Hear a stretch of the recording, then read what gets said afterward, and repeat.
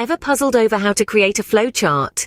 Well, consider it a puzzle no more. In the next few minutes, I will unravel the mystery behind creating a flowchart, a graphical representation of a process. Imagine this. You have a process or sequence of steps that you want to represent in a flowchart. What's the first move? Quite simply, identification. Pinpoint that process or sequence of steps that you'd like to chart. Next, you're going to need a starting point. This is where the Terminator symbol comes into play. This rounded rectangle is the symbol you'll use to depict the beginning or end of your process. Now that you've got a starting point, it's time to move on to the action. Each step or action in your process will be represented by a rectangle symbol. Consider these rectangles as stepping stones, guiding you through the process.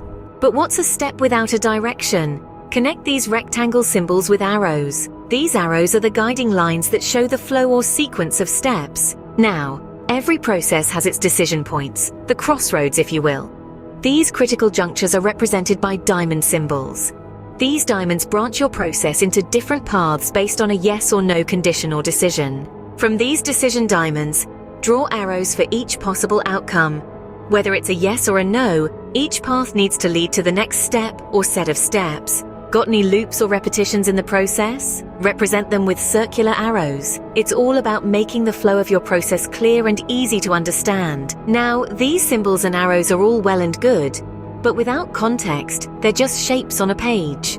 Use descriptive labels inside each symbol to explain what each step or decision entails. Once you've got all your symbols and arrows in place, arrange them in a logical, easy-to-follow layout. This usually flows from top to bottom or left to right.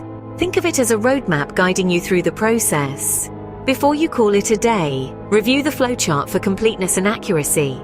You want to make sure all possible paths are covered and that they make sense. If you're feeling a bit fancy, you can even use different symbol shapes or colors to differentiate between different types of steps or decisions. It's all about making your flowchart as clear and easy to understand as possible. So, to recap, start with identifying your process, map out each step with rectangle symbols, connect them with arrows, and use diamond symbols for decision points.